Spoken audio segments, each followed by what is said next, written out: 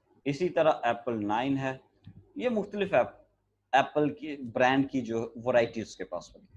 जो एप्पल 5 है इसके दो कलर हैं सपोज, एक है ब्लैक कलर में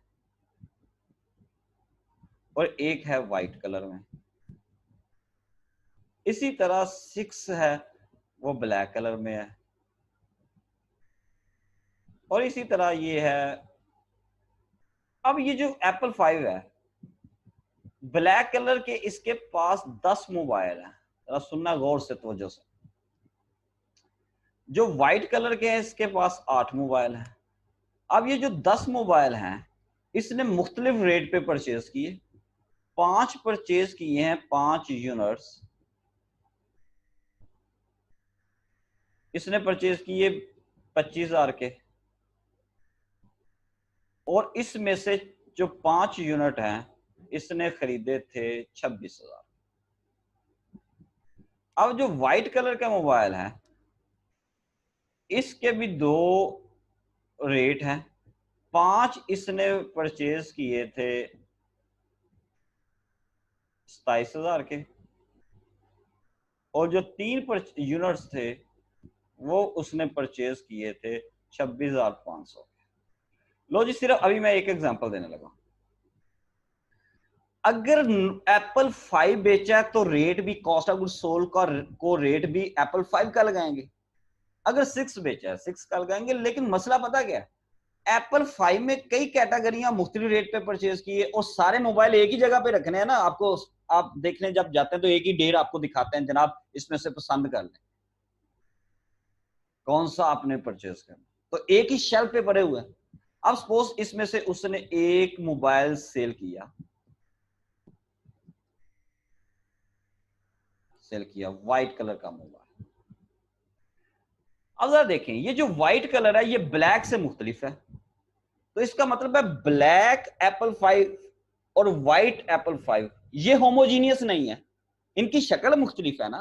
तो इसका मतलब है अब मैं ब्लैक वाला रेट नहीं लगाऊंगा, मैं व्हाइट वाला रेट लगाऊंगा। लेकिन मसला है व्हाइट में दो रेट है, एक है ये देखो 5 यूनिट परचेज किए 27,000 के, एक है 3 यूनिट परचेज किए 26,500 के, तो 8 के 8 मोबाइल मिक्स हैं। एक मोबाइल हमने बेच दिया, जब बेचा तो हमने एंट्री पास की, cost of goods sold account debit और इन्वेंट्री अकाउंट क्रेडिट। जो चीज बिकी है उसका रेट क्या है, कॉस्ट क्या है, लागत क्या है, अब हमने ये रिकॉर्ड करनी है।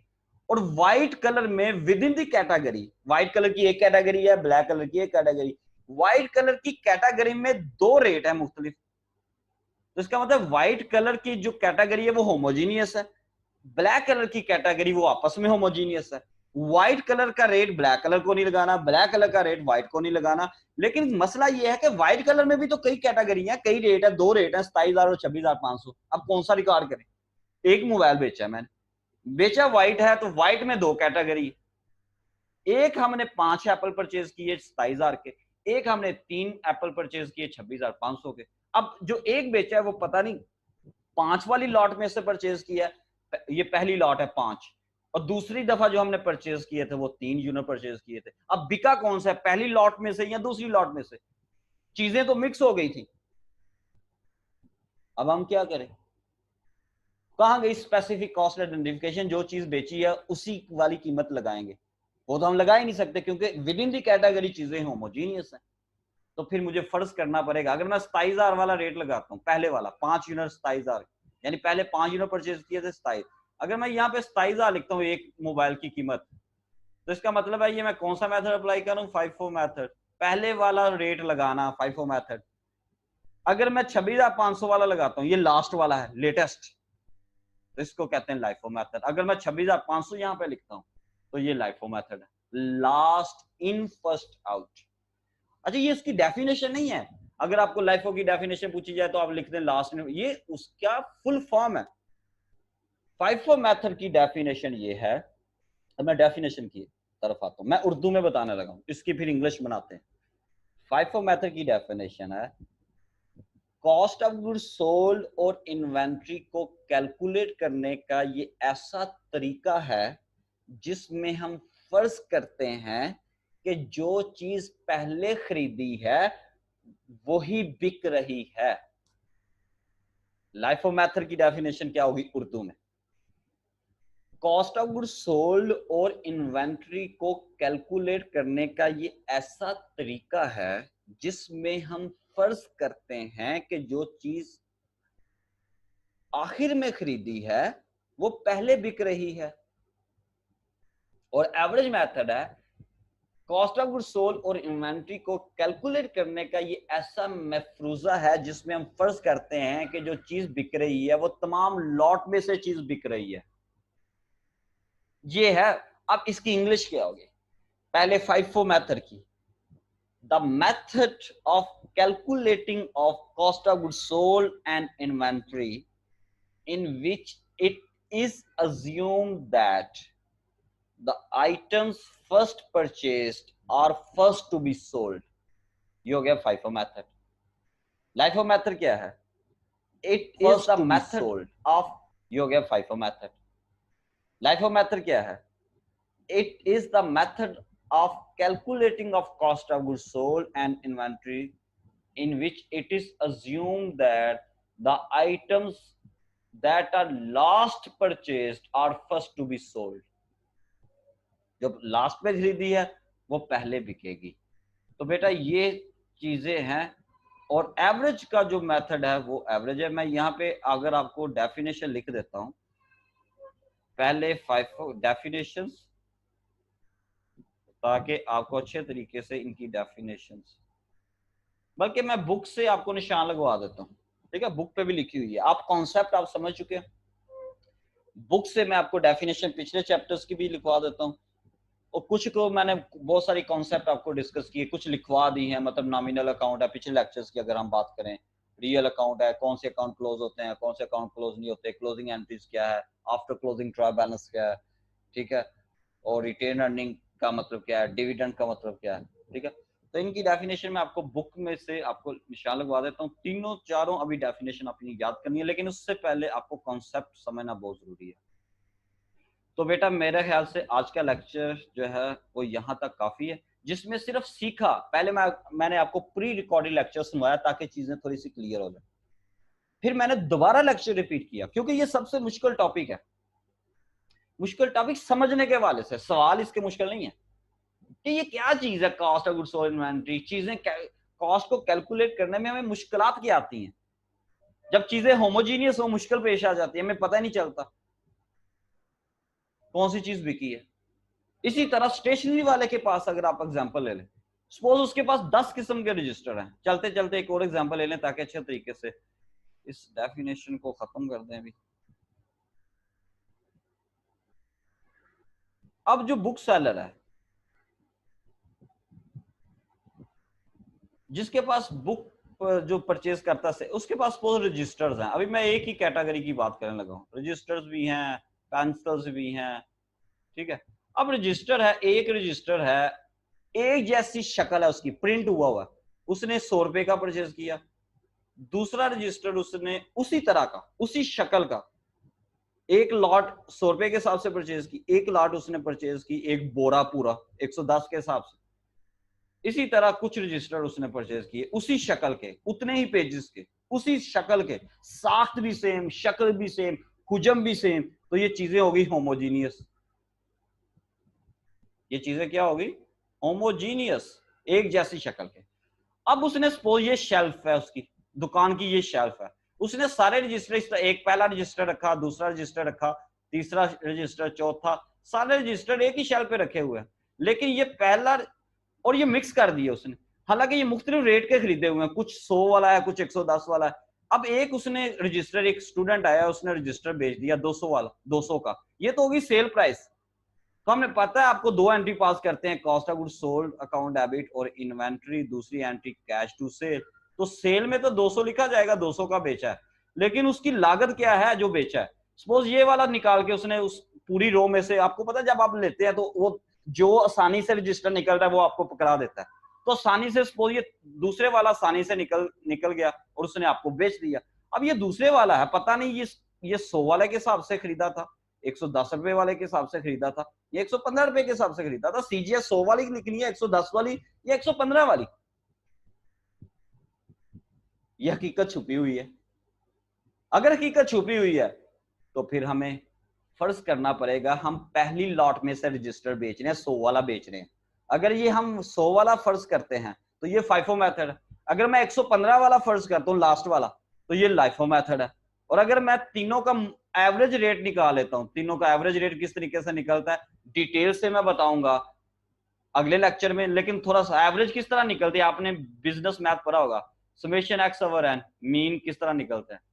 समेशन एक्स का मतलब है इनका टोटल कर लें 100 प्लस 110 115 टोटल आ जाएगा, और 3 पे डिवाइड कर दें, एक रजिस्टर 2 3 पे डिवाइड कर दें तो आपके पास एवरेज, और एवरेज निकल के सीजीएस में लिख दें, ये एवरेज मेथड हो जाएगा। तो मेरा पूरा लेक्चर इसलिए लगा कि आपको ये मैं कॉन्सेप्ट बता दूं, ये चैप्टर है क्या भाई, इसमें अजम्पशंस हम पढ़ेंगे, हमने कॉस्ट ऑफ गुड्स सोल्ड को कैलकुलेट करने के तरीके पढ़ेंगे, फाइफो से किस तरह कॉस्ट कैलकुलेट करते की जाती है, लाइफो में किस तरह कैलकुलेट की जाती है, और अजम्पशंस हम क्यों अप्लाई करते हैं जब चीजें होमोजीनियस हो और मुख्तलिफ रेट पे खरीदी हो और वो मिक्स हो चुकी हो और हमें पता ही ना लग रहा हो कि हम कौन सी चीज बेच रहे हैं, फिर हम अजम्पशंस अप्लाई करते हैं, फिर स्पेसिफिक कॉस्ट आइडेंटिफिकेशन अप्लाई नहीं करते। तो बेटा सारा